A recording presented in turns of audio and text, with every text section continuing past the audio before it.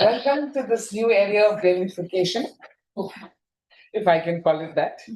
I'm pleased to welcome Professor Chitra Balakrishnan, who is going to talk to us today on serious games for serious threats, building the next generation workforce through game-based interventions. May I request our Honorable Vice Chancellor, ma'am, to present her with an in-house grown potted plant. Will you be able to carry this? I'm hoping I'll have to fly back. Yeah. To pack it properly. Thank you.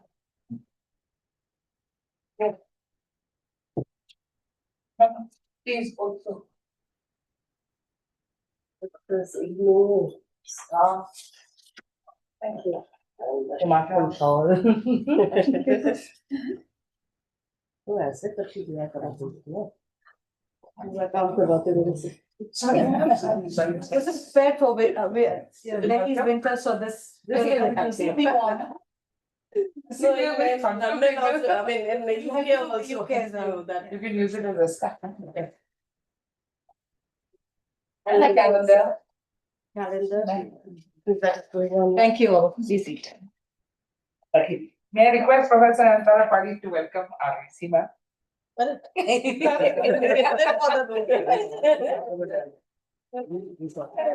you.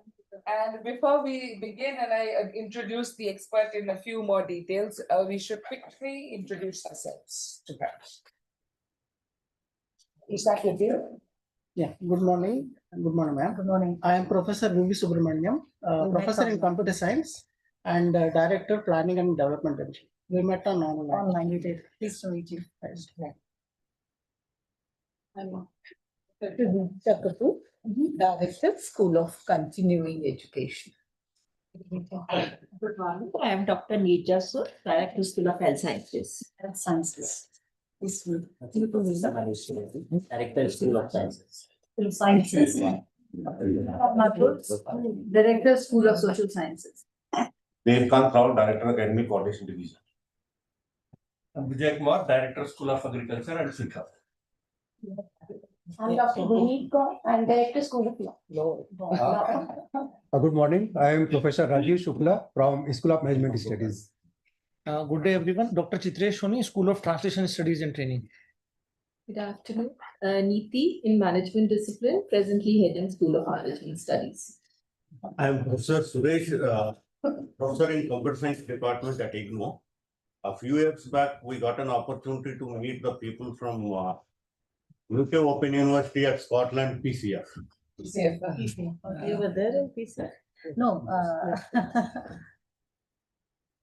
Good afternoon. I'm Dr. Paramita Shuklavaidya. I'm a professor in the School of Tourism and Hospitality Services Management. Yeah, good morning. I am Dr. Divakar Yadav, Professor in the School of Computer and Information Sciences. Invited all from School of Faculty and the faculty. Good afternoon to all. I am Professor M.T. Misra, Professor in Computer Science Department. Good afternoon to all. I am Sudhan Sharma, Faculty, School of Computer and Information Sciences. Namaskar. Myself Mukesh Kumar. I am a faculty in School of Agriculture. Namaskar.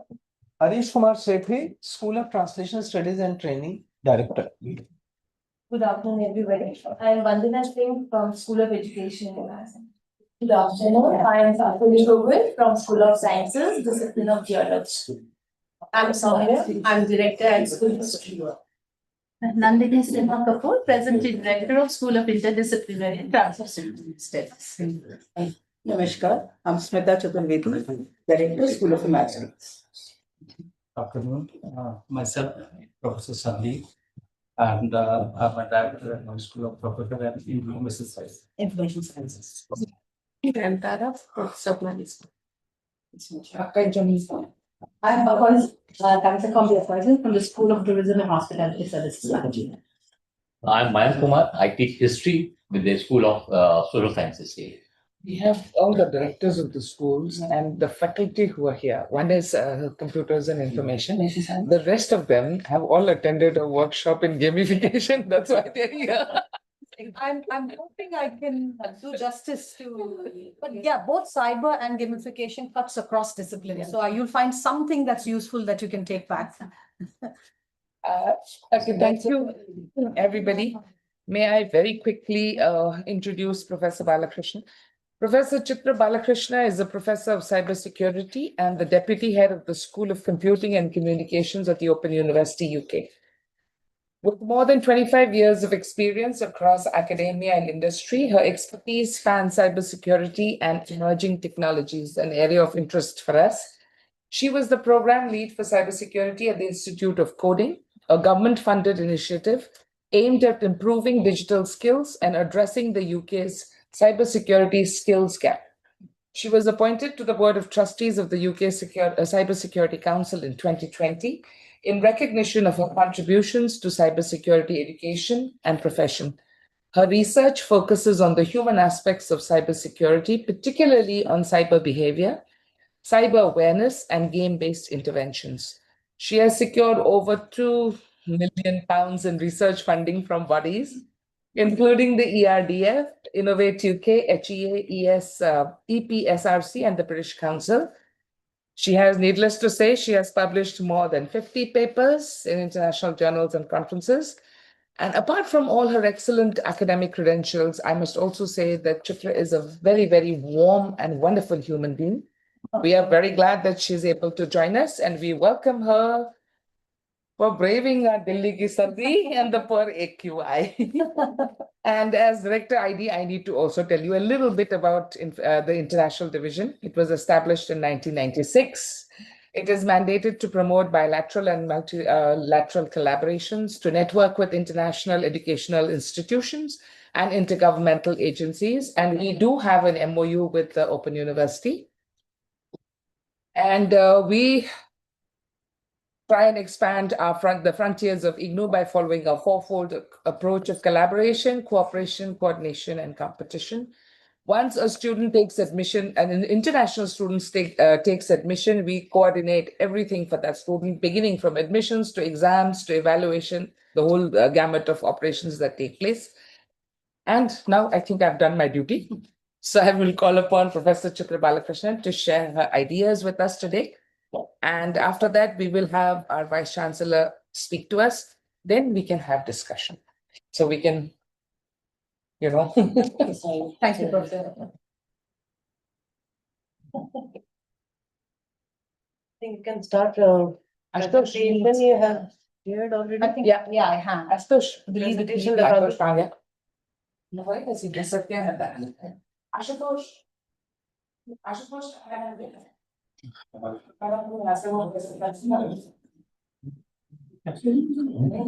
Okay, I'll do the. She doesn't, just keep on.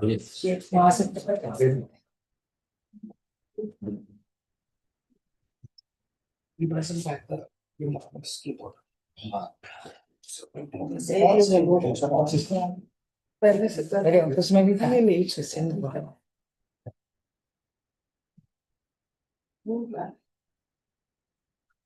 Yeah, you get 2, 3 things and text. One is this, one is that. But previous slide is. It's a palette. We have to run off my phone as well. Batteries. Yeah. Not much coverage, so.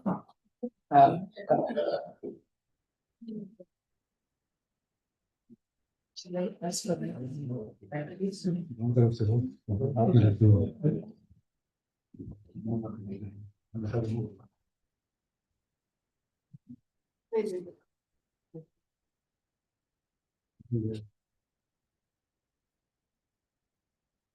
Then you can start. Yeah, is there a, No, you need a mouse. yeah, to This was transit mouse in cover. my, yeah. मेरे table से ले आओ. But will Can we? you connect it? You would say that it's slightly less. Oh, okay. Better for you. Yeah, I don't mind. That's easier, yeah. No. It was there, I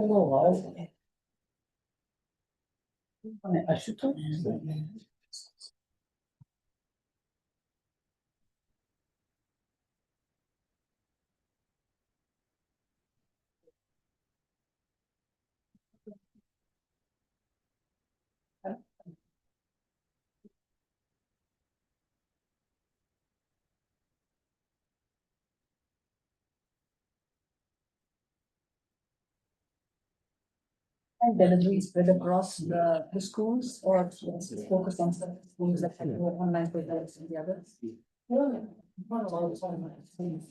Most of the schools have online programs also. One or two may not have, but most of them are having. Apart from that, we have this Ministry of External Affairs, E-Vidyabhati project. So there 21 African countries, we are reaching out to our programs. These programs also there, they have picked up courses from our districts. Yeah, in fact, I was reading the report, I think, Mr. Jayashankar released about internationalization of Indian higher education. In IIT Madras, Dr. Preeti Ahalin, I worked with her, she was the director in charge of the Zanzibar. Plenty to do in terms of internationalization of Indian education. और आगे है तो देखो, but अभी वो लगा रहा है, हो जाएगा। यहाँ तक पिक कर लेगा? Try once. Yes, it will. Yeah, it's working. Right, how do I go back? You just open that, back कर दो, back starting में डाल दो। इससे पहले If we start? Yeah. Is the door going to be open? It's a draft coming. Yeah, बंद कर दो। हवा आती है ना? बंद कर दो। मेरी को कैसे आ जाएगा? आपको बंद कर दो। उनको बोल उधर से लेके आना, चाय उधर से लेके आना। उधर से चाय उधर से Yeah, very chill draft coming. Yeah, I was not prepared for the Delhi winter. This is my first visit to Delhi in winter. But still better than UK. I think I'm used to the UK cold, yeah, and it's a different it's type of a different type of cold, yeah. It there because it's centrally heated. Here it is dry So actually. here, they are not We're a centrally little heated. more exposed here than. Yeah. Okay. I think you can Wonderful, start. Wonderful. Thank you all. Thank you, Professor Kanjilal, Professor Hema. It was lovely meeting you two in the UK just under 3 months ago, and I'm extremely pleased to be in the campus and for more than one reason actually.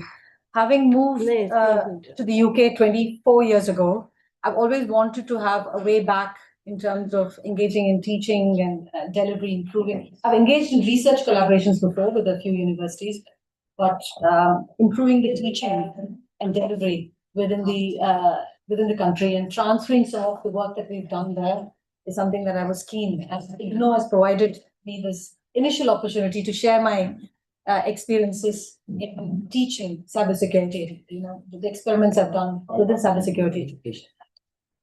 Extremely grateful for this opportunity.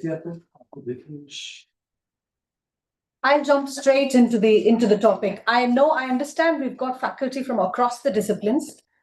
What I aim from this talk is, there is going to be a lot more cyber talk, but I do believe cyber, is everybody's business because we are all digitized, irrespective of the discipline. Within your own education delivery as well, much of your programs are becoming, digitally available. It's an ODL delivery. So there is, a context of cyber connectedness and cyber, threat and dangers that emerges for anything that is digitally connected. So I believe there will be some context that each of you from various disciplines will take away. And the other context of my talk is introducing new ways of teaching. We've taught in the same way for over 100, 150 years. Very instructional approach where the teacher is teacher-focused, teacher-centric. With the emergence of digital technologies, with the emergence of internet, and more so in the recent times, the generative AI, the role of the teacher has drastically changed from being an instructor to a facilitator to perhaps to being a guide. So there's probably an urgent need to change the way we teach. And it applies for both distance learning universities and to face-to-face universities. If we don't change the way we teach, the higher education will become irrelevant. It already is to a large extent. A lot of students are learning from YouTube and other unconventional medium. And there's the value of the higher education, structured formal education is diminishing. So the sooner we make those changes to bringing in, a shift in the way we teach, It is for both the survival of the higher education as a system, but for the betterment of, providing the quality, comprehensive, rounded education for the students of the future generation, rather than them learning on their own in an ad hoc way using, ad hoc informal means. There's both context, cyber context and education context in my talk. So the talk, of course, is I believe there's a need for paradigm shift, not just a small change, a paradigm shift in the way we teach cybersecurity particularly. And the reason my belief is not stemming out of thin air. Some of the work that I've done over the last 10 years, the experiments, the experiences, have solid evidence that we need to use novel methods, innovative methods to make learning more effective, more engaging to the future generation, particularly the millennial learners whose brains are wired differently due to exposure to digital technologies. The learning is not sequential for the next generation of learners like it was for all of us. We had very sequential way of learning. Now it is multi-dimensional, multimodal. It's not sequential anymore. So, as I said, my belief that there's a need for a paradigm shift does not stem from thin air. It stems from a lot of work that I've done over the last 10 years. This talk, I would like to go through some of the work that I've done in that space, but the context of my work is cybersecurity, but that doesn't mean it doesn't apply to other disciplines. It certainly does apply to other disciplines. So the focus of my work is the game-based interventions or the serious games. There's a discipline called serious games. It basically stems from using game mechanics, the context of game in a learning, moving this game mechanics and applying the game mechanics in a learning context. That's what entails the discipline of serious games. If you could move to the next slide, please. Oh, I can myself. Yeah. Yeah. Very quickly, a bit. I think Pema has already given my introduction, but very quickly, apart from being an academic and a researcher, within the UK higher education sector for the last 20 years, I'm very, very interested in the way cybersecurity as a discipline is evolving. Medicine, law, all the other disciplines have evolved over hundreds, if not in the UK, perhaps it's even closer to thousands of years where medicine has evolved. It's the same here. I'm sure medicine as a discipline has evolved for thousands of years. But a discipline called cybersecurity did not exist even 20 years ago. But it is going to stay for hundreds or even thousands of years to come. So we need to be careful in how we shape this discipline. So I'm very passionate about how we shape this discipline called cybersecurity that is going to stay for hundreds and thousands of years to come, given that we are all a digital society already. In the years to come, it is going to be even more digitally connected than we are. I do have a couple of other hats other than being an academic. As I said, I'm a member of Board of Trustee with the UK Cybersecurity Council. Council is a government-led body within the UK to defining the discipline, to act as a steward, bringing people into the profession, training them with the necessary skills to keeping the digital economy safe and secure. All of our economies, be it UK or India, are digital economies today. They're not just a static country. They are very much evolving as a digital nation and digital economy. So in order to keep the digital economy both safe, secure, and resilient, we need to have talents who understand the skills required to keep that digital economy safe and secure. So council is established to creating and defining and guiding and stewarding that discipline, and I'm very passionately involved there. Other than that, we also have what we call as the National Cybersecurity Center, again, a government body, which is an authoritative voice for cybersecurity in the nation. So I'm an accreditation panel member there, where we design the curriculum that the higher education sectors use, the cybersecurity curriculum, that is internationally relevant, that is industry relevant, because we can't teach our graduates that are not required by the industry. We need to have a close link to what the industry demands and how we train our graduates. Our graduates need to be billable when they graduate. It's not they end up with a certificate. They have to be billable. They have to be employable. or, as much as possible from day one after graduation. But that's the goal. That's the goal of education systems. So those two are two other, hats I wear other than being an academic and a researcher.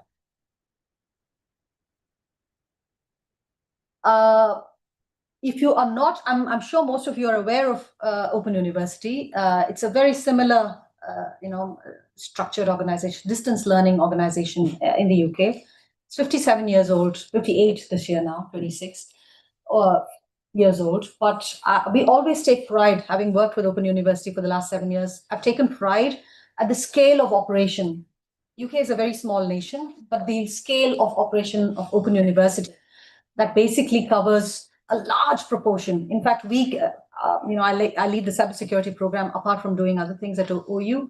We produce 20% of the national cybersecurity skill force in the UK. 20% of the skill force in the UK is produced by Open University. And the remaining 130 universities produce the remaining 80%. It's the single largest qualification provider for cyber at the UK. There was a little video that I wanted to play. I don't know, in the interest of time, if I could skip talking about OU. It's very similar to IGNOU. But having heard Professor Kanjilal's talk when she visited UK 3 months ago, I realized IGNOU operates not 10 times, perhaps 100 times higher scale than what OU does. And therefore, I believe the impact that IGNOU can have is, similarly going to be 100 times. And I feel the value of that impact is even more significant given the demography of India and given the place where the Indian economy is right now. It's, evolving, emerging, and, becoming the third largest economy in the globe. So there's need for professionally skilled, young people in the next few years. And IGNOU, a large university such as this, will play a critical key role in that. So I'm really pleased to this association and to be here. And I feel proud to be part of this engagement here. So I'm not going to play that video. Again, a very small slide on where we are in terms of Open University. Other than being one of the largest university in the UK, we also have a very highly reputed research, collaboration with the Red Brick and the Ivy League universities across the globe and within the UK. We do contribute significantly to the UK economy. Nearly 2.7 billion pounds is the contribution, is the impact created by Open University, both in terms of teaching and research. And we are the #1 university in terms of part-time education, because predominantly our student workforce are part-time. Is it the same at IGNOU? Yeah, most. It is, yeah. And we do have internationally recognized programs, particularly the business programs that we have, rates as the top few programs across the globe. Apart from that, we have very strong partnership. I think it's the same with IGNOU. You did have partnership with the Doordarshan. We have very strong partnership with BBC, and we've co-produced several, public science communication and tech communication programs. We continue to do so. In fact, I'm currently an academic consultant for a program on BBC which will air in 3 months. It's called Scam Interceptors, to educating people on, becoming aware of various scams that are emerging and how to protect themselves and keep them safe. So before we get into, what is it, why is there a need to change the way we teach cybersecurity? I thought I'll quickly introduce the scale and the urgency of the global threats that we're facing. I'm sure, in terms of cyber threats, all of us as individuals, with the emergence of the digital arrest and the various scams that's going on, we are all aware of the threats that's posing individuals, organizations, and nations. Even the nations are being attacked with cyber threats. So this is both scale and urgency in terms of handling the global cyber threat. One of the statistics, of course, there's $10.5 trillion, annual cost to the cybersecurity breaches. And this is the statistics as of 2025. That's the cost we are paying for cybersecurity threats and breaches. The other bit, of course, there's an annual increase in cyber attacks, there's a significant annual increase. So it's not going to reduce anytime soon. There's a significant annual increase in it. Nearly 2,200 attacks per day. This is, it's mainly the statistics from the UK and the US and Europe. It's probably very different in India. I did pick up a statistic from the study held within the Indian context. There were 265 million cyber attacks in India. Just looking at the monitored device. There might be maybe several million others on the devices that were not monitored. These were just the counts from the monitored devices alone. Basically making about 600 odd cyber attacks every minute. That's the scale at which the cyber attacks are spreading. So there is a need.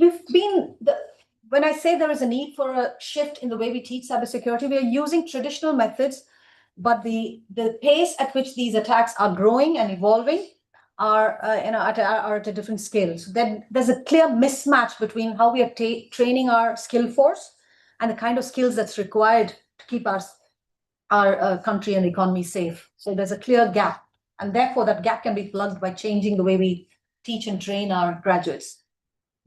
I don't know if it's, yeah. So there is another statistic, which is a challenge across the globe. It's not specific to India. India also is facing that. We have nearly 4 million cybersecurity jobs that are unfilled each year. 4 million jobs is a huge number of jobs being unfilled. While on one side we have there's a employment, no employment statistics in certain sectors, because certain sectors are becoming automated using AI, using robotics. They don't need as many workforce. Whereas there is this sector, cybersecurity, that's growing. It's growing. There's a burgeoning growth in the cybersecurity sector. So how clever would it be to train some of those staff who are becoming obsolete or being displaced in one sector to join cybersecurity sector? Because there is a need. There's a 4 million job space there. For that, you need to understand that the discipline does not require just programming and technical skills. Cybersecurity is a very large umbrella term. There's a lot of, we need lawyers, we need bankers, we need business people, we need medical professionals, we need all of them as part of cyber profession, because it is, as a discipline, it cuts across all these various disciplines, right? Yeah, the other statistics that basically says there is a severe skills gap in the sector. And how do we address the skills gap? We need to have multimodal interventions from the education, from the government, from the policymakers. So there's a need for a multimodal intervention. So what we see right now, the growing cybersecurity threats, and on one side, and a severe skills gap on the other side. So it's like the tip of the iceberg. We are at that stage. We don't just have a cyber threat problem, which is just evolving and drastically increasing. We have a severe talent crisis. So then we need a imminent, sort of urgent strategy to address both, to bring down the number of cyber threats, but more importantly, to combat those cyber threats with the right kind of talent.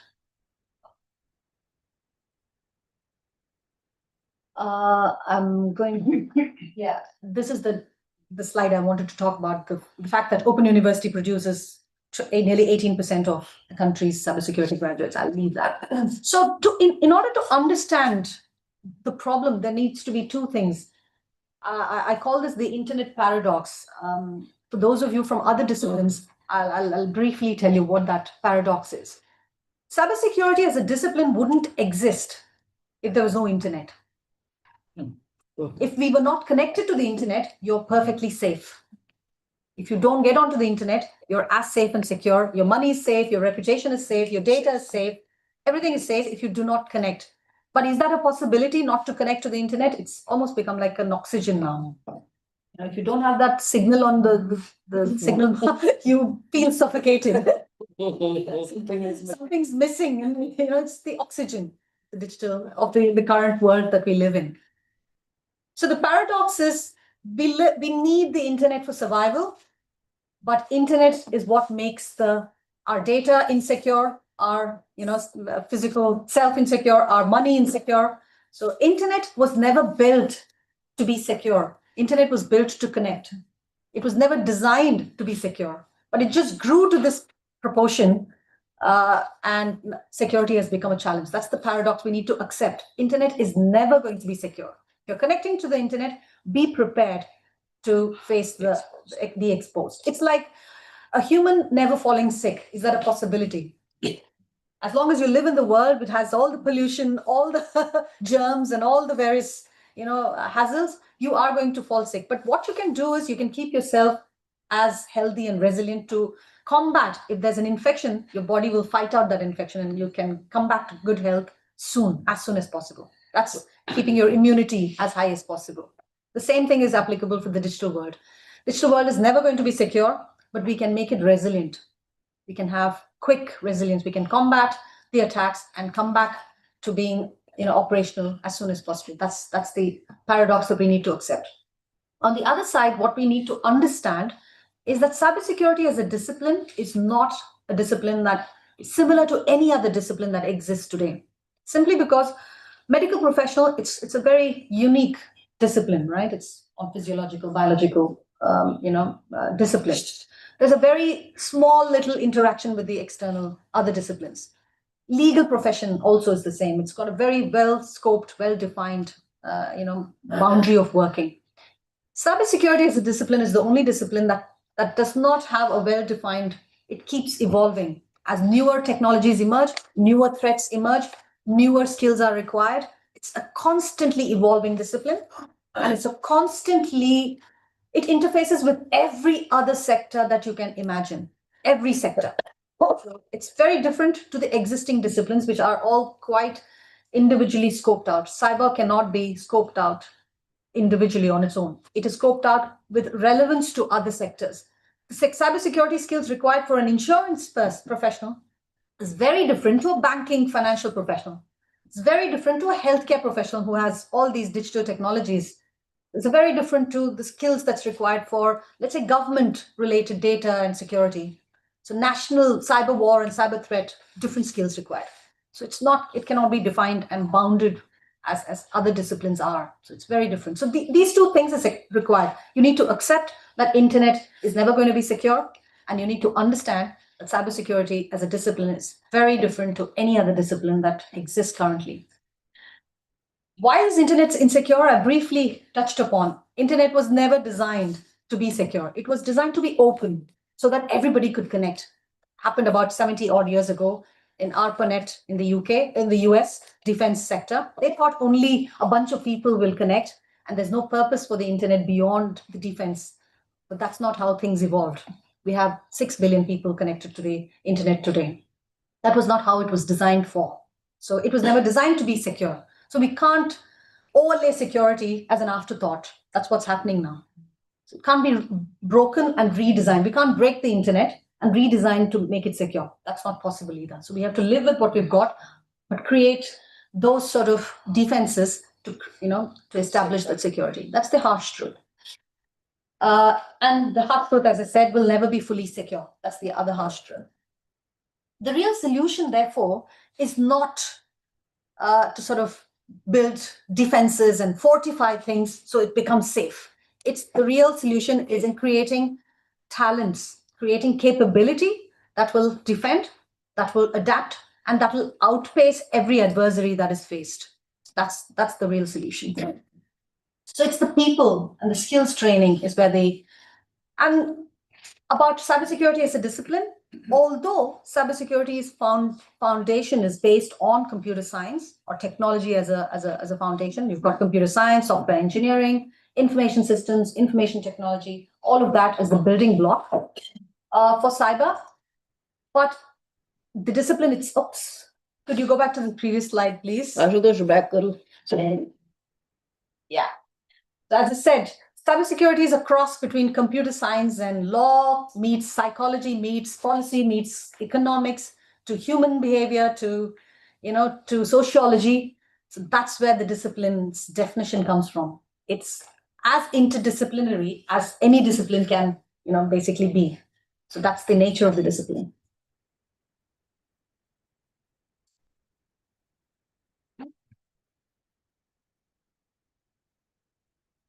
Yeah. Something's gone wrong with my slides. Okay. No. Yeah. Yeah, I'm fine.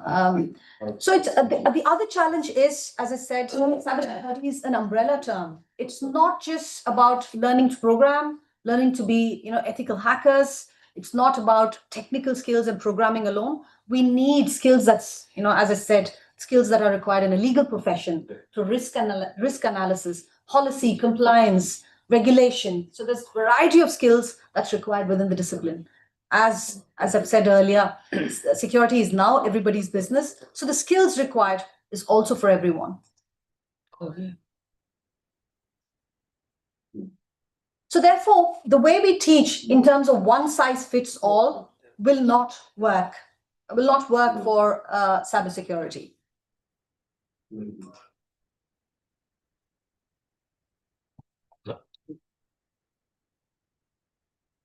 So in terms of what is the change that's required? The change that's required is the fact that cybersecurity as a discipline has to be viewed as a mindset, not just as a bunch of skills or things to know.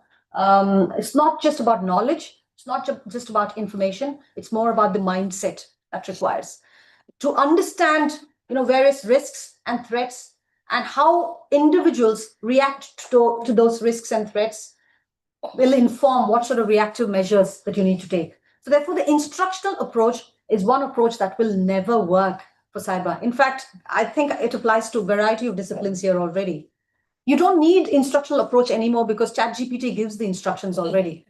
So you don't need a teacher or a university to do. So what can the universities do? You'll have to provide the mindset, the aptitude, the critical thinking that's required for the learner to apply some of those and build on that knowledge, because knowledge and information is readily available. Back in the day, we needed to spend hours and hours in the library to make progress equivalent to half a page of a research paper that we've tried. Now it's a matter of seconds before you can come up with the critical analysis, bringing multiple research papers together. So the knowledge and information is readily available.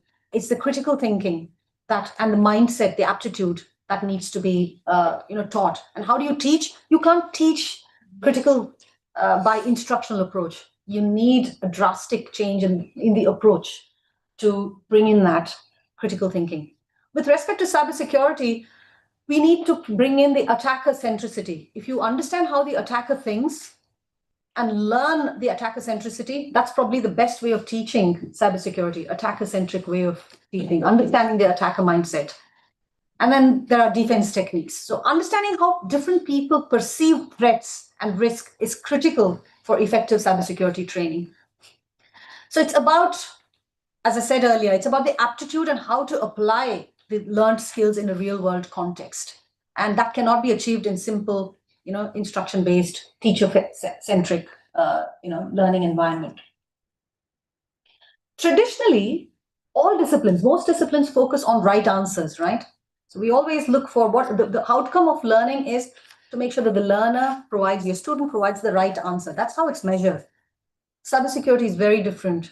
We're not looking for right answers because there is no right answer in cyber. What could potentially go wrong is what cybersecurity as a discipline, centers around. So how do you teach learners, students to think on what could potentially go wrong? You need a different way of approaching this. You're not looking for right answers.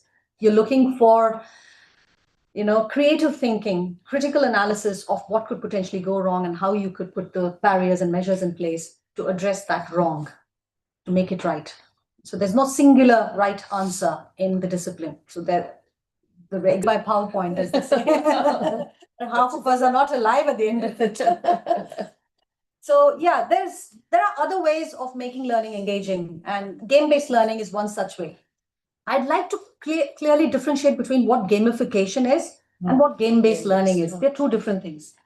What my work centers around is game-based learning, not gamification. What gamification does is, to your existing learning, you add some reward boards. You say, finish this content, finish this quiz. Whoever gets the highest mark, you get this reward, you get this badge, or you get these many points, right?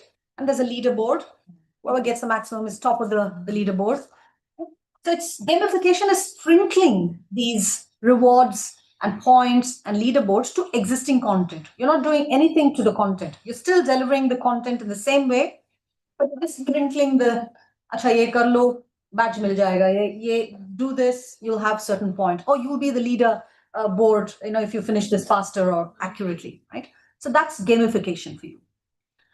Whereas game-based learning is you just play a game, and learning is an organic consequence of playing. So you design a game with learning outcomes as the center, and you design a game with a balance of play and learning. And then the consequence of playing the game is that you have achieved a certain set learning outcome. It's an organic outcome of playing is learning. So that the learner doesn't consciously know that they're learning, he or she is learning. It's an organic outcome of playing. So that's game-based learning. So that's a lot more nuanced than just gamification. The power of serious games. I normally run this experiment in a group. I don't know if we can still run. It'll require your mobile phone. I don't know how many of you have used stopwatch to see the time on your. If you can start the stopwatch and stop it exactly at 3 seconds, not at 2.97, not at 3.02, exactly at 3. If anyone wants to give it a go, start the clock. Keep it running up to 3 seconds. Stop at 3. Exactly at 3. No more, not at 3:01, not at 2.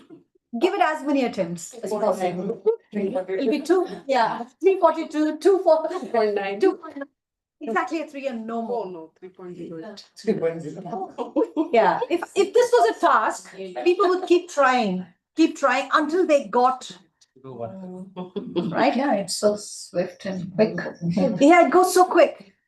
This is based on a principle called near miss effect. I'm sure some psychologists here or social scientists here would know the gambling industry works on this. Yeah. It's a near miss effect, right? And what this near miss effect does is it makes you go play again. Again and again. Again and again. And in learning, what you want your learners to do, go back and repeat learning.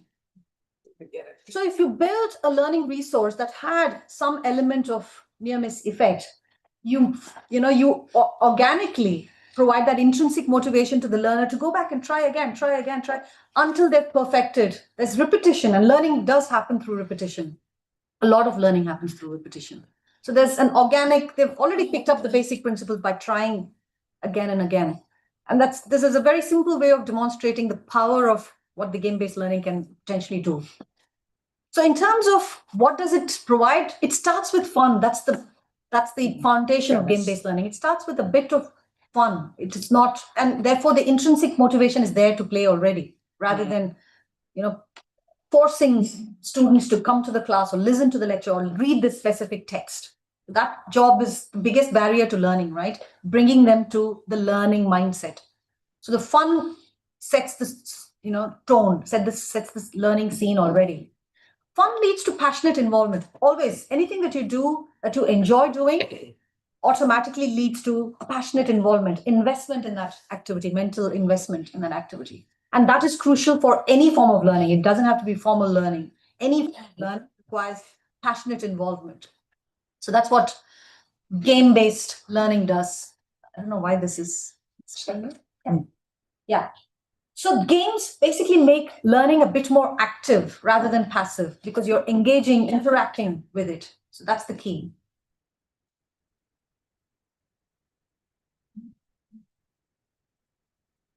Next, एक बार enter. Yes, now it has come. Yeah. And games have rules, typically a very well-defined rules. They have goals and they have interaction. These are very ingredients of any game. So that sort of gives structure. Rather than randomly playing, you design your game-based learning with some rules, with bounded goals and clearly defined interactions. That provides structure and engagement with learning. That's quite effective in the learning context. Yeah, maybe it's yeah. And more importantly, games provide outcome and feedback in a learning context, instant feedback is very, very powerful. Not until the end of the term when you write your exam, you get your performance. There's no look back, and instant feedback is extremely critical and probably very effective in the learning context. Just imagine you're doing something, and at the end of it, you are informed what you did right, wrong, effective, and then you make that correction immediately, how effective the learning can be. So instant feedback and outcome in a game is extremely crucial in making that learning that much more effective. That also brings in what we call as the flow or the immersion. I'm sure the pedagogy education department people would know. We always strive for the learners to immerse in what they're learning. And that's not easily, possible. It's not to immerse someone in an activity. And that's the state of flow. And in the pedagogical sciences, that's what they say, you engage in a state of flow. Sometimes you'll be reading a very interesting book, 2 hours have passed, but you feel it's only 10 minutes since you wouldn't know because the time becomes transient there. You don't, that's what the state of flow or immersion is. And to bring that state in learning is extremely challenging, extremely hard. Games can potentially enable that, make the learners be immersed and experience the state of flow where highly potent learning can potentially happen, right? So these are, and not last but not the least, of course, as I said earlier with the Sholay example, the games could potentially have very strong story-based, role-play-based narrative where the learner, strikes a bond with the learning context. So that the intrinsic motivation, as I said, is automatically, imbibed as part of that, game-based and story-based narrative. So what that does is it demystifies any complex topic. In fact, there's a barrier to teaching complex topics. And one of those barriers is... Yeah. Oh. Yeah. So yeah, it helps demystify complex topics. So game-based learning are most effective, especially when you're trying to teach complex topics. Next slide, please. And last but not the least, I'm sure all of us would agree, especially from the generations that we have come, we've always learned with that fear of failure at the back.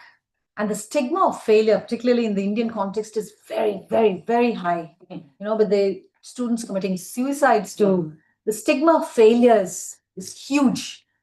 And it's probably the biggest barrier in learning is the stigma of failure. In a game-based environment, you can fail in a safe environment. You can learn from your failure. Failure is not stigmatized in that play environment. And the biggest barrier to learning, the fear, is taken out, and the learning becomes that much more organic and intuitive. So you learn with no negative consequences. There's no negative consequence. And particularly in cyber, in the real world, the consequences are really, really expensive. It's better to fail in your training phase than to fail at the job, because when a cyber professional fails at the job, there's huge impact, huge repercussions. So game-based learning and creating that environment of no negative consequence in the learning environment is absolutely key, not just for cyber, but across learning contexts. Next slide, please. One of my first experiments in game-based learning started exactly 10 years ago, 2015 December is when the funding came through. I created a small game for undergraduate students who were introduced to ethical hacking. Ethical hacking 11 years ago was a fairly newer topic, and a lot of students struggled to grasp the basics of it. So it became a complex topic to teach. So I thought, why not create a game with some story, and students could play the game and understand some of the fundamentals of ethical hacking. And could you click, please? It would click those. You will be hired as a penetration tester to see if Edgecoin and its cryptocurrency are vulnerable to any cyber threats. In this pilot game, you will conduct information gathering, the first phase of pen testing. You will gather the required information using common techniques such as dumpster diving and social engineering. This will be used to create a successful phishing email to gain additional details from the Edgecoin employees, thus proving that Edgecoin has several security loopholes to address.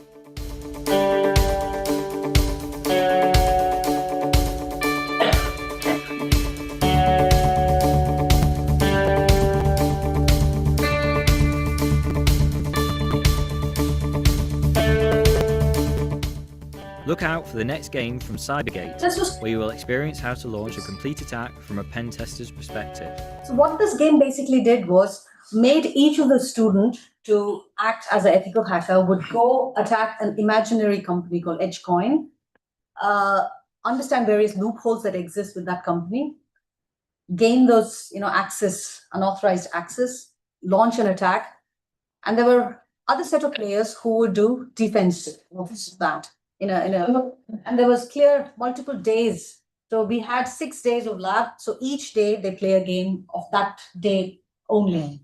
And in 6 different labs, they played 6 different days. At the end of 6th day, they should have successfully launched an attack on that company with all the necessary details. Similarly, on another module, they had to do the defense of the same thing. So one of the clear impact this specific project, the Cybergate, it was all co-created with student on board. We took students to design that game, gamers who gaming students as who could design the game. We brought industry to bring in the specific skills they want in their ethical hackers to be included. So the co-creation was the center of this project. The impact of this project, of course, was there was a clear increase in both learning engagement. The number of students who were missing class after week 4, when the core topics were taught, sharply rose in the gaming started. There was, from, I think it would drop to 63% attendance. It sharply went back to 89, 90%. That's one. Second, the performance, the final assessment scores improved drastically. And what was more interesting was the improvement in the lower performing students was much higher than the higher performing students. So basically what this did was bringing those lower performing students, making them, giving them the opportunity to make that progress. The higher performing students who are all automatically motivated, you don't have to do much with them. It's a large proportion of lower performing students because they don't seem to be motivated with the methods we're using. They need to be brought on to give them the level playing field by providing other ways of learning. So that was what was more fascinating. The lower performing students performing far higher than the higher performing students. Yeah, basically what it did was lowering that entry barrier. So if the barrier is too high, a huge proportion of lower performing students are not going to cross it. Yeah. So you have to lower the barrier when it comes to learning. And also the widening the access and participation. You can't make education elitist. It has to be, because we need professionals from across the board. We need skills. We need a lot more number of professionals, at least in cyber discipline. So we need to bring in widening the access and participation. So that's what this did. This is another project that I did during COVID, funded by Department for Education. This was not aimed at students. This was aimed at 24 to 65-year-old adult population. Again, the problem that I mentioned earlier, a lot of unemployment was happening within the UK, particularly because a lot of these shops started replacing humans with automated machines. In the city I live, I don't know if you noticed the robos that are delivering. We have robots that deliver. We don't have Swiggy or Zomato drivers. We've got little boxed robo. We call them Starship robos. They deliver our food, our grocery, all of that. There's no humans anymore. There's a lot of job losses in certain sectors, particularly in retail, hospitality. And what do you do with those workforce? They do have skills that you'll have to train them and re-induct them into a sector that's got opportunity. From the sector that's losing opportunity, you move them to a sector that's got opportunities. So this intervention was that Department for Education funded this for training the 24 to 65-year-olds who do not have digital skills. They're in a low-paid, low-skilled job. How you can introduce digital skills, cyber skills to those learners, and how they can get into either an entry-level role within the cyber. So this project was called the Gamified Intelligent Cyber Aptitude and Skills Training. So this had games embedded. What the games did was, for the people who are low-skilled and low-paid, they still played games. If you just told them that come learn cybersecurity, they would have, nah. One, because they found it complex. They perceived it as a very complex and challenging technical area. But what if you told them, come play some game, try and understand what So that sort of completely lowered the entry barrier that they had. Next slide, please.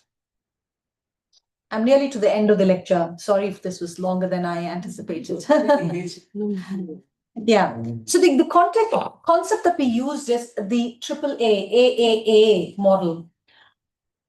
What the course, sorry, if you could go to the previous slide. So what we did was each week, there's an 8-week course. Each week, the learners would play a game at the start. And the game would assess how much they know about a certain topic that's being taught already. So the game would assess them for their knowledge gaps. Okay. Then there was analyze. The data that we capture from playing that game, we use that to categorize the learners as learners who already know some stuff, fundamentals, so it's easier to teach them. There are learners who know nothing in the topic, or there are learners who know some aspect of. So we could categorize the learners.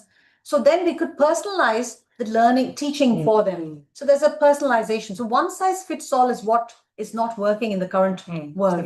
There's a need for personalization. But before you personalize, you need to understand what are you personalizing it for, to whom, right? So that assessment happened first. Analysis of data helped us categorize and personalize the learning.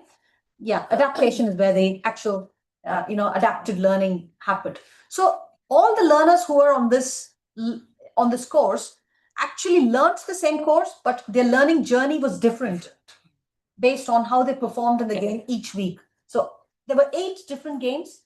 Each week, the learners played the game, and the games basically have general instructions, various concepts, relatable scenario, a story. Most stories was with parallel analogies with cybersecurity concepts. It would be everyday story, but that everyday story would have some sort of parallel analogy to a cyber context. For instance, in cyber, we have something called CIA, which is confidentiality, integrity, and availability.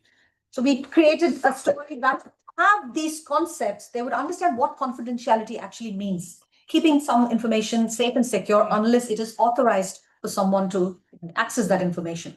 So there was a story built around understanding that confidentiality as a concept. Similarly, as other concepts, there was that parallel analogies. And learners were asked to make a lot of decisions in the game. Based on what decisions they make, their current knowledge and understanding was assessed. So that's how the game-based aspect worked. And once they play the game, based on the outcome, the learners, next slide, please. Based on the feedback, the learners would be put towards a green pathway or an amber pathway. Amber pathway is people who have knowledge gaps, who don't have full understanding of what's being taught. So they were put on a different learning pathway. Whereas the learners who had a grasp of what is being taught, they were put on a fast track. They could skip certain content. They had a faster learning pathway. So there was some element of, as I said, personalization there based on the performance on the game. Next slide, please.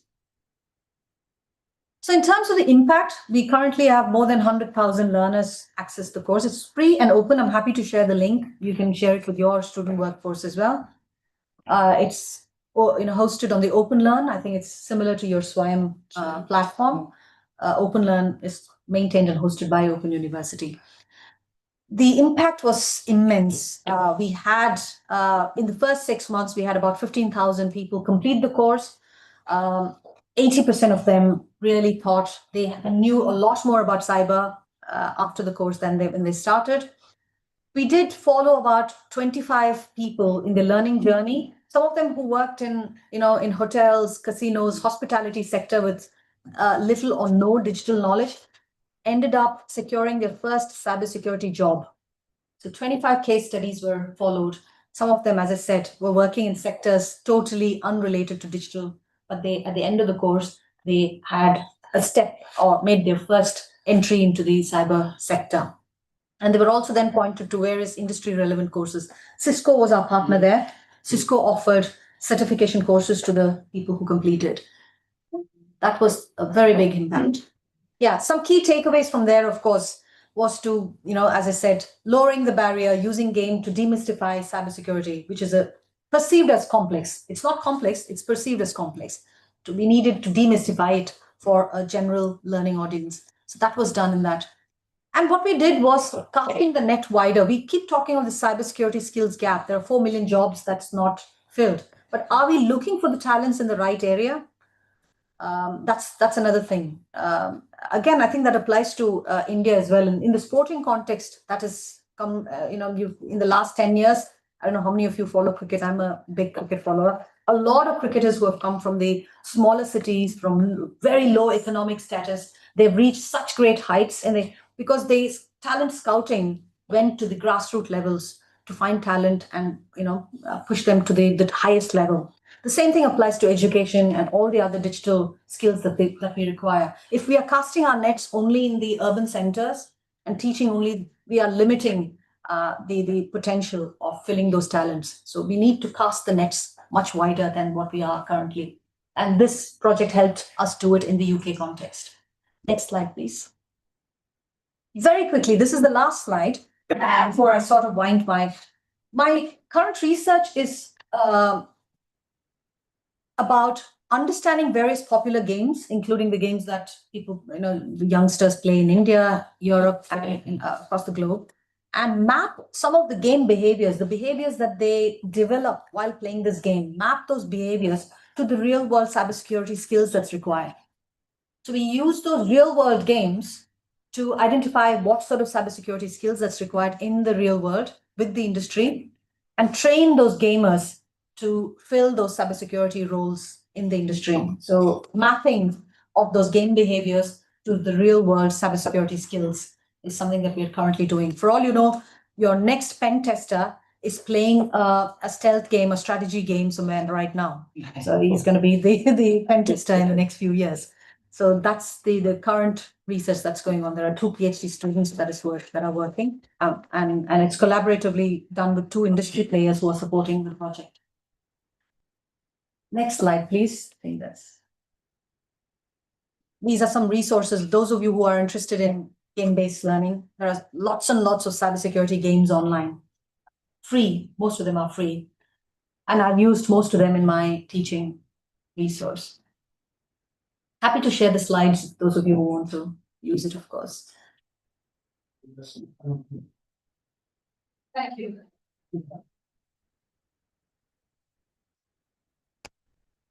Thank you very much.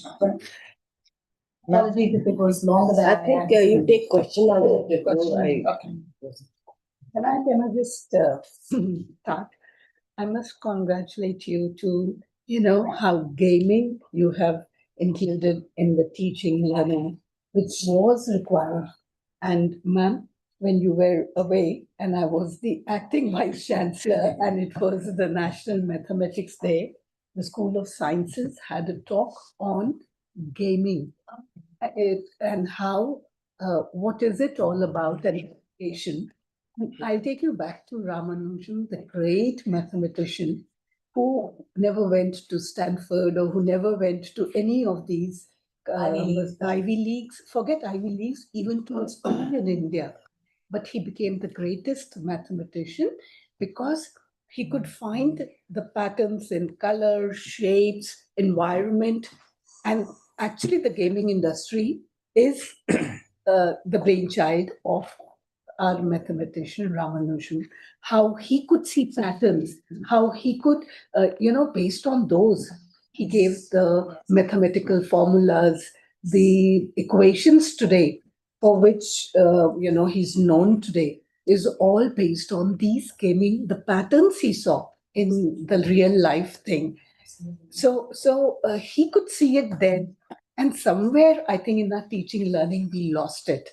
So it's really wonderful that today we are using gaming in reaching out to the, and yes, children's, like you said, today the children, their brains are wired in a different way.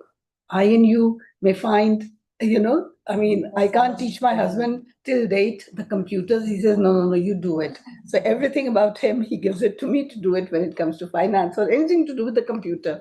But these children, with their fingers always there. So I think that's the best thing we can do. Not only cyber, but there are many of these subjects and areas where we will benefit using gaming as a, yeah. So I just thought I would just put in my one. Thank you. But I looked at the NEP, there's mention of game-based Gaming, planning in the yeah, policy, game-based so planning. much there. Yeah, Niti. Thank you, Professor Chitra. It was a really engaging lecture, and lot of information which you shared relates to the management professionals like us, because scenario-based planning, role-playing, brainstorming, everything comes into it. But my question here is, initially you spoke, because disruptive technology or disruption happens every generation, like from industrial revolution till date. So lots of disruptions do happen, but we evolve with time and we accept the change. But my question, when you raised that aspect that the skills in cybersecurity, particularly you need to assess what could go wrong. So it is just like the stock market, the volatility is there. So speculation is there. So it's just the inquisitiveness. How do we mitigate this speculation with skilling? That is because you showed the games, you showed the live examples, but because in stock market also you need to speculate and then you have to work. So you just mentioned about a test also, what could go wrong in that. So, and you have to assess the situation, because in cybersecurity also, you don't know what will go wrong. Yeah. You need to assess and you have to speculate and then work on it. So how to mitigate both the speculation and skilling? That is the question I have. Thank you. Yeah, I'm not economist or stock market specialist, but within the cybersecurity context, I can say that I think skepticism as a skill, skepticism and critical thinking and data-driven analysis is what is required. And all these three, skepticism or critical thinking, creative thinking, and data-driven analysis, all of this cannot be, again, taught in a very instructive way. It has to be designed in a way that there's a intuitive outcome. So behavioral attitudes also play an important role in this sense. Understanding, because each one of us have a different response to a certain threat. Risk appetite in your, understanding risk appetite is equally important in your investing in the management sciences or in the stock market world as much as it is in cyber, because there are people who would see certain cyber incident as extremely risky if you are risk averse.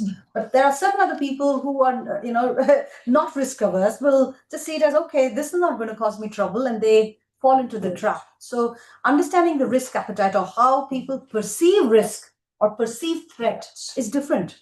Different humans based on their culture, exposure, understanding, behavior. So there's variety of metrics. So all of this can't particularly be taken into account in a one-size-fits-all educational manual. Whereas in a slightly modified, innovative, intervention, you can consider the individual's learning profile, and that profile could have all of this: how individual sees a threat and perceives a risk, and where's their cultural understanding coming from, and then adapt your learning to suit that profile of learners. It'll be a lot more effective in that way than just a one size. Again, it's like hedging. Absolutely. Absolutely. Yeah. Thank you. Ma'am, do you have any common general cybersecurity micro-credential course for the students of the Open University UK? You mean the micro-credential for the students at All the Yeah, students. for UG, PG, whatever, just for awareness. We did produce a lot of micro-credentials at a certain time, but that was not targeted at the students. We produced a whole lot for the industry practitioners, because some of these bite-sized courses are relevant for industry professionals who have to upskill on a certain technology before they start working on a certain project, right? So Open University, we cater to all the FTSE 500 companies. Our end users are not just learners. Okay. We create a lot of content for commercial partners.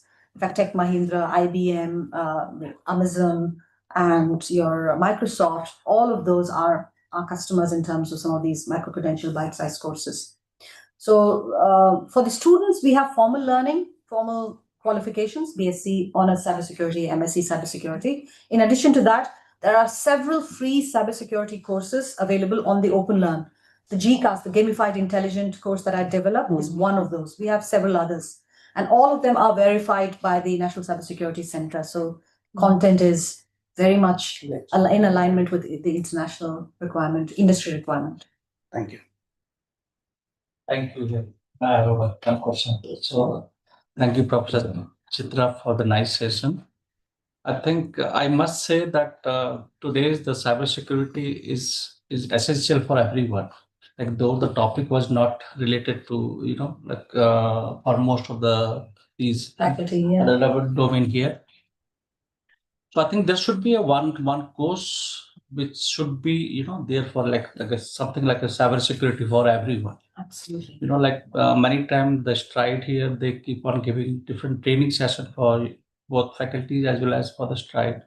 So I think in future something can be done on those areas. And second thing is you was talking about the behavioral for your PhD work. So are you using particular data set of that? Well, of course, there is a pilot study with a huge collection of gamers who play certain set of games where the game behaviors map to certain cybersecurity skills, and we will collect both the gamer behaviors in-game. What they exhibit, the game behavior is different from the personal behavior, right? In-game data is what we are interested in. What they do in a given gaming context. Okay. That behavior is what we are interested in. Why do they make certain decisions in a game? It applies to even physical sports. Different players play differently because the way they decide, what stroke applies for a certain bowling in cricket, for instance, or in other tennis or badminton. What decisions the individual player makes the effectiveness of that gameplay.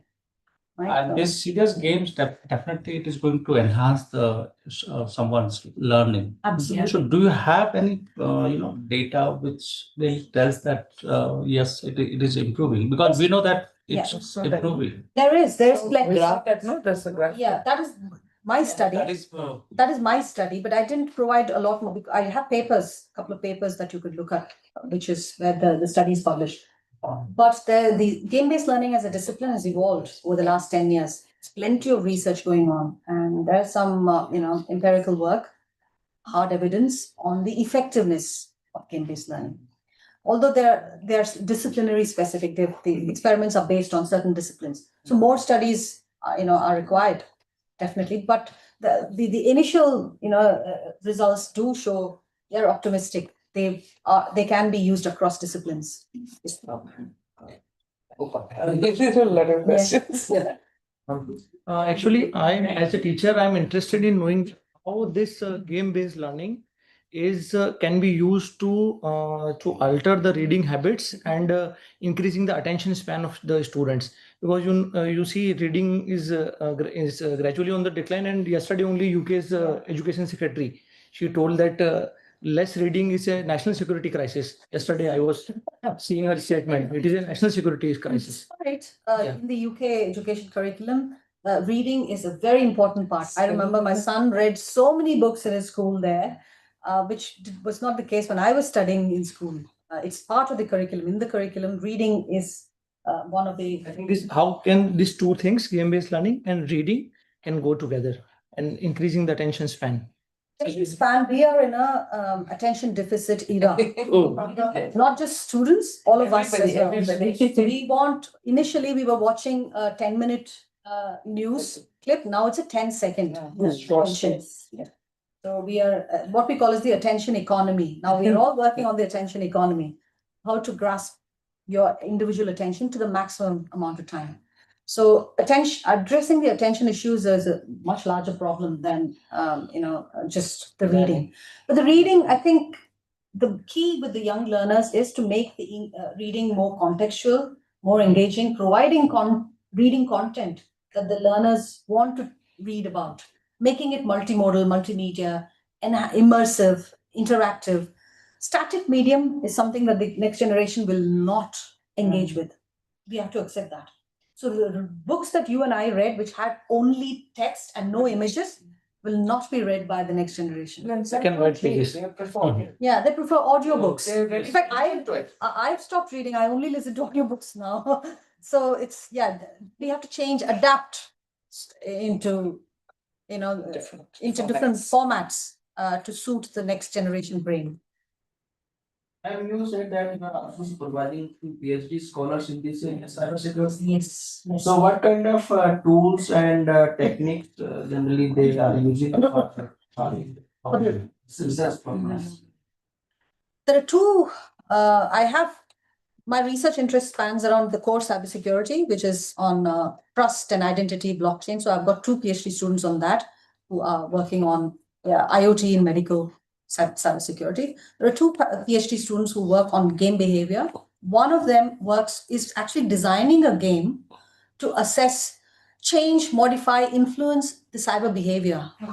So how can one playing a game can improve their cyber behavior, which is how can they demonstrate better cyber hygiene, better cyber habit when they engage with the digital world. So the game, we are designing a game itself. There we are engaging with game designers, psychologists, human behavior scientists to understand how influencing a behavior is not an easy thing. We've tried in variety of disciplines, with de-addiction to we are using, that's one of the other one is about making cybersecurity awareness training that the corporates use. In fact, all corporates today use cybersecurity awareness training as a tick box. Everyone has to do, and they spend a lot of money on that. But the corporates are still facing a lot of threats. So there's no effectiveness. You're training all your employees, but your employees are still causing trouble for you. So you're wasting that money. So how do you create a cyber awareness training that's effective and actually demonstrably reduces the risks for the corporates? So that's the second topic. In terms of tools, they depend on the specific research. The first topic has a lot of game development, programming platforms and things like that.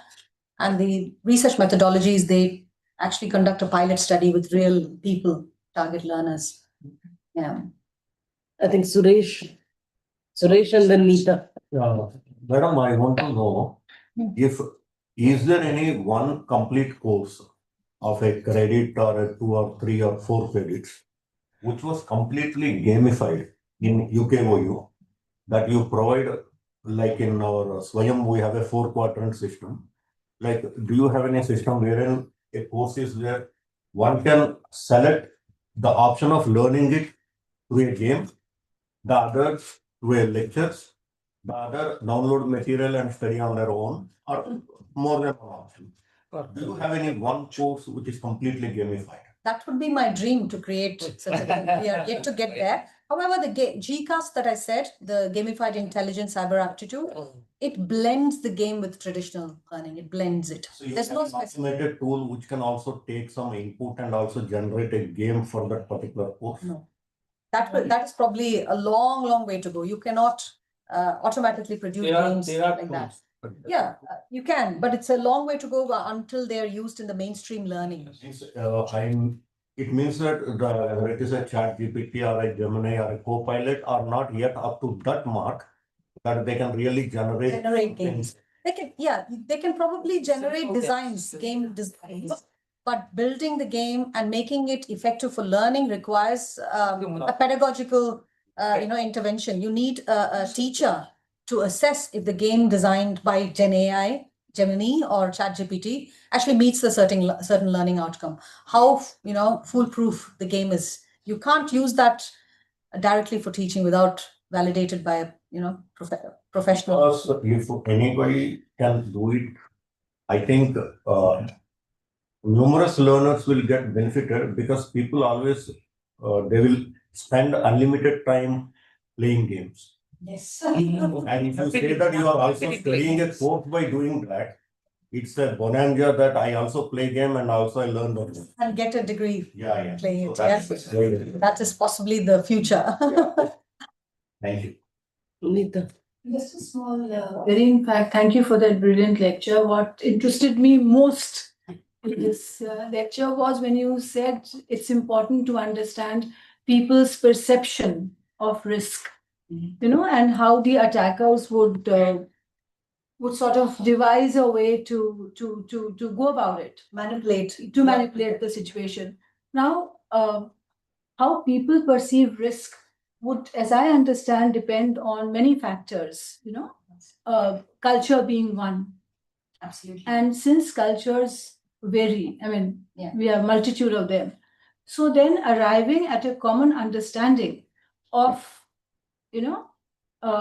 how risk is perceived in order to develop certain tools or develop mechanisms, to sort of counter the attack of, counter the play of the attackers is a very difficult task. So how do you go about it, with all the multiple cultures coming in and multiple ways of perceiving risk? So how would you factor in the variation? Yeah, while, the perception varies based on culture, as you said, the multitude of culture. And many more things than culture. Exactly. Many more Socio-economic factors. factors. Yeah. So all of those factors. Class and so much more. Absolutely. But at the foundational level, there are a few human psychological factors. That is what the scammers manipulate on. Your reaction to when you're made a sense of authority. If a person of authority asks you to do something, 99% of humans' nature is to do that because you find the person of authority needs to be obeyed. Or if somebody creates a sense of urgency, do it now, a large proportion of humans will tend to, to comply with that urgency. Or if there is a consequence put, if you don't do it now, this is the consequence, fear. So large proportion of humans reacts in the same way for fear. So these are the common psychological metrics that the scammers use. So at that level, the training is still similar.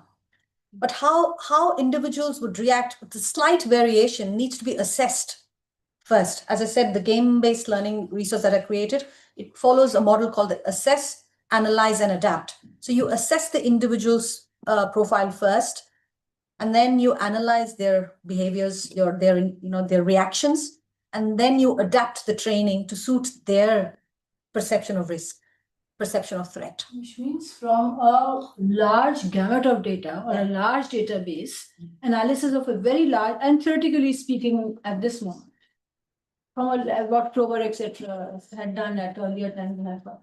From a large gamut of data, one draws certain generalizations about human beings backed by psychological inputs from the discipline of psychology, and then use those 2 or 3 or 4 factors or elements or parameters Absolutely. to then sort of develop an understanding of how they will. Absolutely. There's a layer of adaptation influenced by culture and social, but there's a broad foundation that's still human. We're all humans and we demonstrate similar human psychological, we fall trap to psychological manipulations, similar way. Anyone from the regional center? Very quickly, please, if anybody. 1 or 2 questions we'll take. They're connected. We connected the entire university. Different parts of the country. Thank you very much, ma'am, Honorable Vice Chancellor, Madam, and I'm Dr. Banamuddin from IGNOU Regional Center Guwahati. Thank you so much for this valuable program, because this makes us open our system of education to another way of options which you have given a light on us, that game will be utilized in a purposeful way and in a curious way of teaching learning process. This is one of the funda I feel so that will benefit a lot for all of us, especially open and distance learning education system which we have. And we are trying our level best to get at least a tip of innovations from all sections, all ideas which we are going to have it. Ma'am, thank you so much. Just I'm sharing this, just you have given us a chance to think something that will be a very new, that will make our society, because Suresh sir already said, we have enough time to devote in gaming instead of, and you, ma'am, you are saying about attention deficit in teaching learning process. That needs to be correlated and make memorandous way of teaching learnings we can have. Just sharing these ideas. Thank you so much, ma'am. And Honorable Vice Chancellor. Thank you. Thank you very much. Anyone else from RC? Thank you very much, ma'am. I congratulate Honorable BC ma'am and Professor Chitra for this wonderful presentation. And as I have written in my chat box, this is one of the most engaging and informative session that we have attended so far. And I am pretty sure that all the people of IGNOU who are watching it, they will benefit from this presentation. I would request International Division, Professor Prema ma'am. He is in Odisha, one of the regions. Thank you very much, ma'am, for giving the opportunity. Thank you. Thank you. Mangla, you wanted to say something? Akajo has a question there. Yes, is there any specific example that you can give about this integration of this game-based learning into the ODL system? Any small specific? You have to work for that. You have to work. Starting point. You had one training, but you need more training. Yeah, Mangla. Thank you, Professor Chitra, for such a nice and informative session. Ma'am, as you mentioned that this particular security issue is not only the challenge in the technology area, but it is very much challenge in the area of people who are actually using. Majority of the people, especially in my country, are not that much tech savvy and they are not aware of. So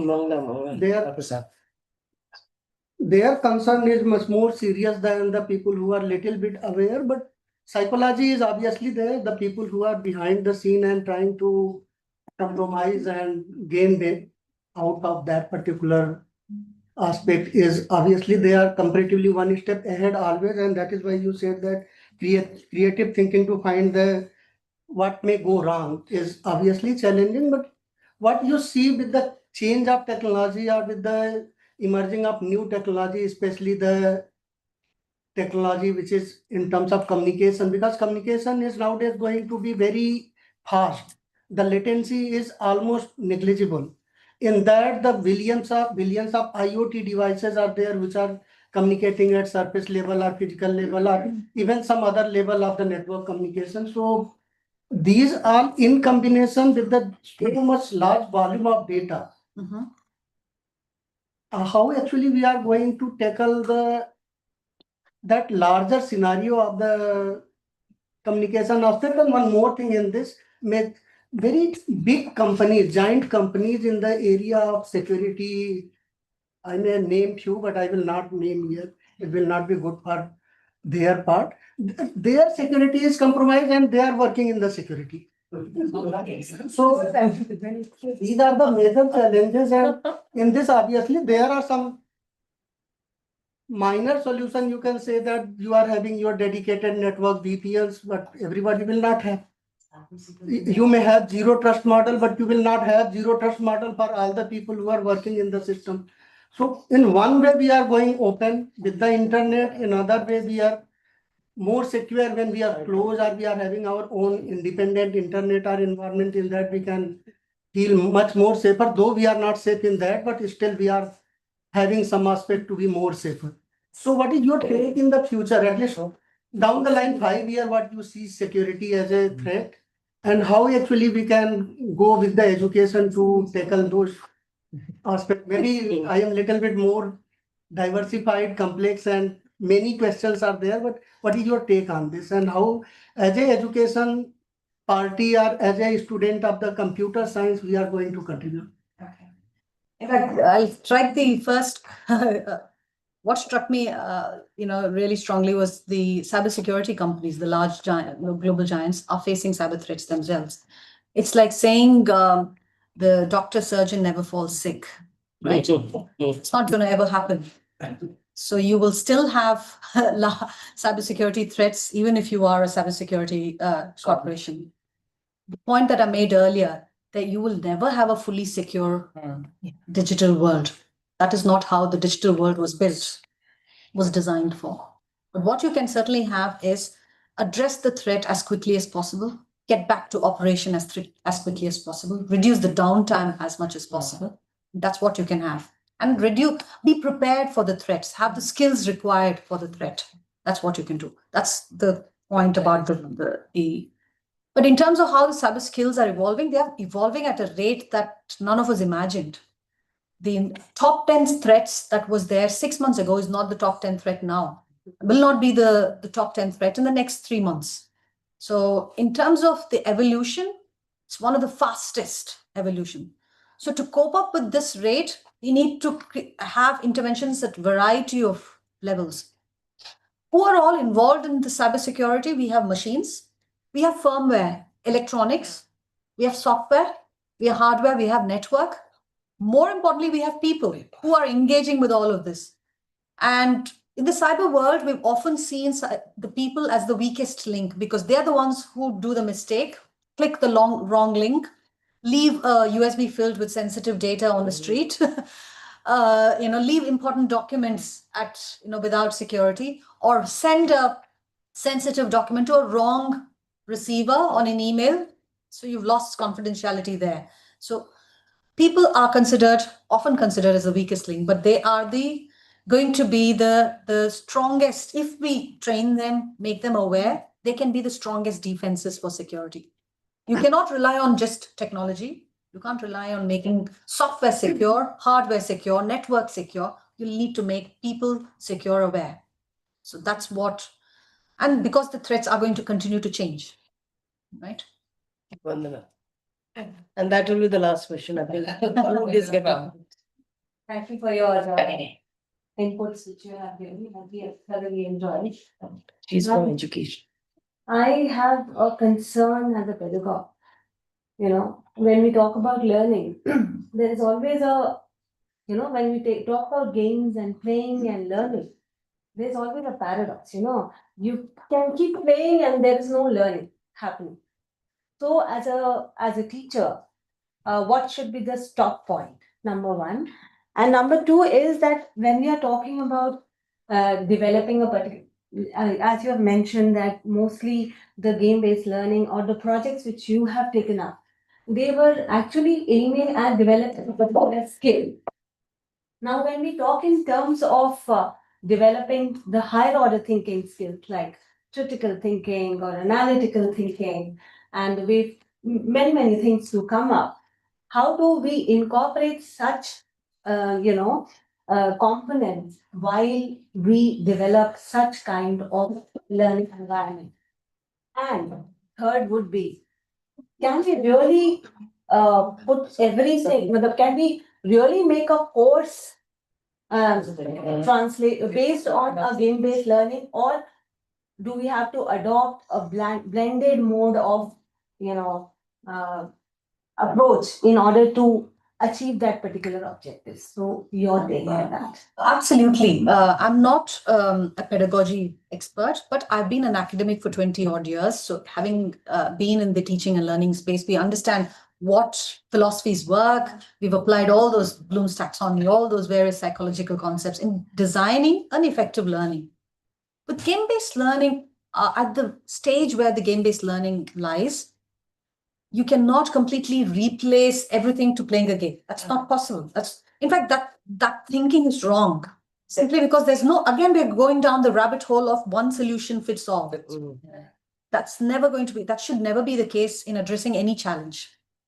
Game-based learning could be an innovation to bring in more engagement, to bring in more intrinsic motivation. As I said, lowering the barrier. It just does the job of lowering the barrier, but then engaging, you should have blended way of mode of learning. It cannot be just play the game and you learn. That's one. Second, you told about fun and where do you make the stop? That's a very big challenge, research challenge, to design a game that's got the right balance of learning and game. What happens is, there's a big fail probability. When you create a game that has so much learning and no play, it's a failure because the students will not play that game. It looks like learning, instead of learning from a book, I'm learning from this touch. So it's not nobody is going to play. But if you make it all fun, you might lose out some elements of learning. So designing, in fact, the discipline of serious games concepts is about creating framework that can achieve this balance, where the learning happens in the right amount with the right type of game mechanic that can bring in that joy, fun, engagement.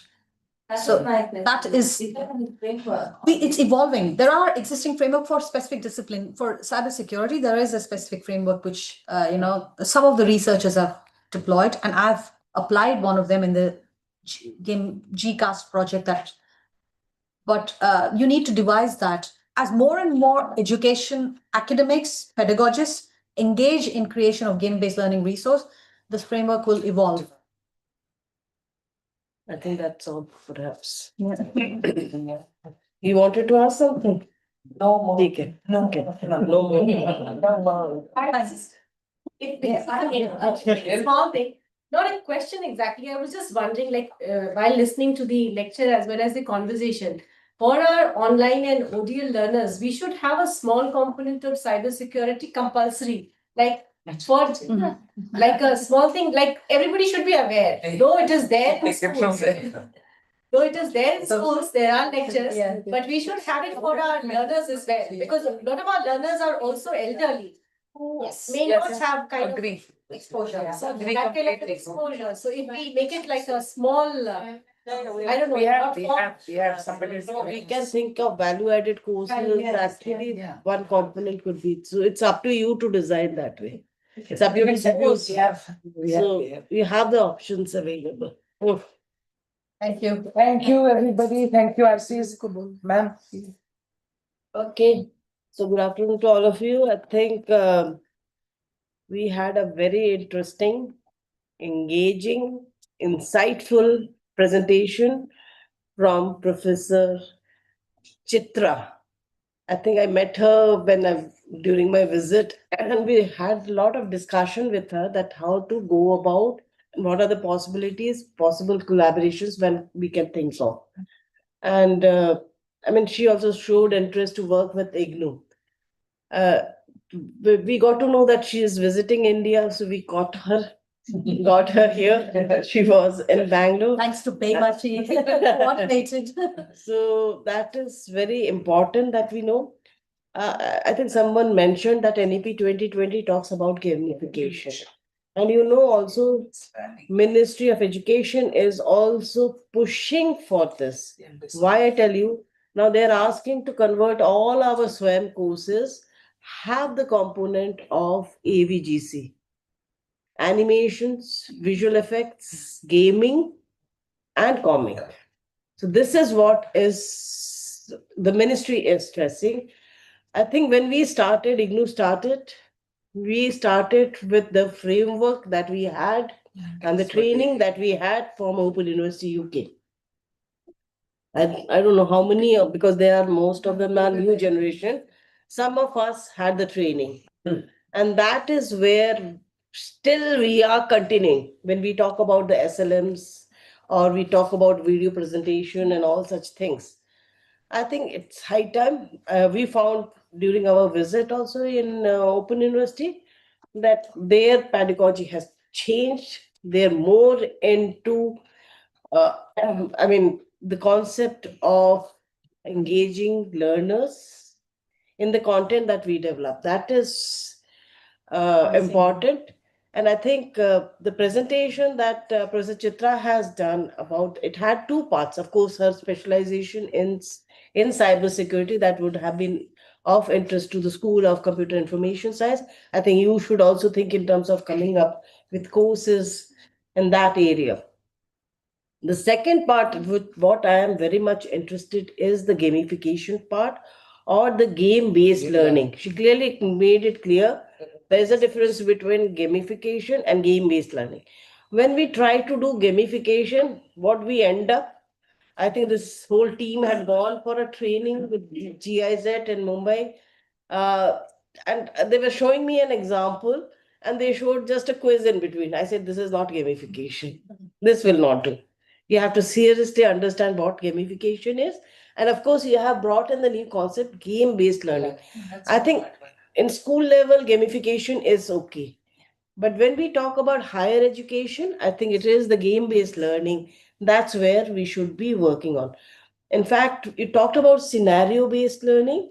In fact, we experimented. I don't know anyone of you who were there, Neeti, Vandana. We did with Commonwealth of Learning. It was, I think, 2007, somewhere like that. And it was an interesting thing, but we did it creating scenarios for different disciplines. It was a workshop. But I think take it as a part and parcel and go for game-based learning. that will be the next step that we should think of. So it's high time we all start working together. And as you can see, because for cyber security, that could be a lot of simulations and other things come in. But whereas in case of social sciences or humanities, it will be a different scenario altogether. I think scenario-based learning would be something useful. In case of management, the case studies that we talk about, I think a lot of ways we can work out. So what I propose is I think Chitra ji will be visiting again, and perhaps that time we can have a 1 week workshop where I think I will request maximum participation. The other possibility is we can think also initiating the online workshops and then actually having hands-on here at IGNOU later stage. I think we need to understand what is game-based learning. Big change is to be brought in. We have to seriously think about what kind of instructional design we bring in. I think just simply writing the SLM as SLM is gone almost. How you make your SLMs interesting, convert your SLMs into interesting content, engaging content, resources. There could be different tools that you can use. And AI can help to some extent, but I think we need to understand what are the tools also available. But tools may help to some extent. But how you bring in this teaching learning process and especially specialized areas, that is something that we need to go in for. And I think that research part is also very important. Perhaps we can think in terms of having collaborative research. What you are doing is for students perhaps in UK, whereas in case of India, it may be a different scenario altogether. Can we think of such research also? If I could Yeah. interrupt very briefly, with the kind of number of students you're training, Yeah. the number of data points you have in terms of how the students are engaging with the learning, that data could be create immense research, pedagogy-based research, data, as they call the learner behavioral analytics research. I think you're sitting on a data mine. So we need to work on that. I think let's collaborate in future and see what are the possibilities. But my proposition is that we start with a workshop. Maybe small numbers online. After you go back, we can discuss with you what are the possibilities. And then we have a 1 week completely physical workshop here at IGNOU. So that will help to a great, the way if you remember Neeti, the way we did in groups, we had the scenarios built. Similar kind of activities, Vandana, you must be also remembering. So that way we can actually work out. But you start thinking right now. Don't wait for the workshop. I think she has given you some ideas. You start thinking. I think that's how you need to initiate the process. With this, I would like to thank Professor Chitra. Just in one call, she came all the way from Bangalore to Delhi, first from UK, of course, but then to Delhi itself. And I think it's a great beginning for the new year. And I think we have a long way to go. And I think we need to collaborate with Open University UK, see how we can take it forward. Thank you very much. May I request Professor? Yeah, do we Give talk? a- Because give a we are very, very delaying short everyone's lunch. vote of thanks. Just thank you, करके छोड़ दे. It's my privilege to propose vote of thanks on behalf of the university and the organizers of today's event. First and foremost, I express my deepest gratitude to Honorable Vice Chancellor Professor Uma Kanjilal for her inspiring leadership, constant encouragement and unwavering support. Her vision and guidance continue to motivate us to explore innovative and future-ready approaches in education and capacity building. I extend my sincere and heartfelt thanks to our distinguished expert, Professor Chitra Balakrishnan, Professor of Cybersecurity, Program Leader and Researcher at the Open University UK, for delivering an insightful and thought-provoking session on serious games for serious threats. Your rich expertise, global perspective, and practical insights have greatly enriched our understanding and provided valuable direction for academia and learners alike. You have touched upon many things. We all have benefited a lot. We are grateful to the Director, International Division, for the continued support and facilitation that made this academic event interactive and possible. We also place on record our sincere appreciation to directors of all the schools and divisions for their active participation. My heartfelt thanks to the faculty whose commitment to teaching, research, and innovation forms the backbone of such scholarly engagements. We also warmly acknowledge the academics and learners connected online from various regional centers. Your active participation, interest, and engagement have added great value to this program and made it truly interactive and meaningful. Extend sincere thanks goes to staff, International Division, COE, and VCO. Once again, thank you all for the valuable time, support, and participation. Thank you. Thank you. Thank you very much. Thanks for coming. Thank you. This was the first engaging session of the year.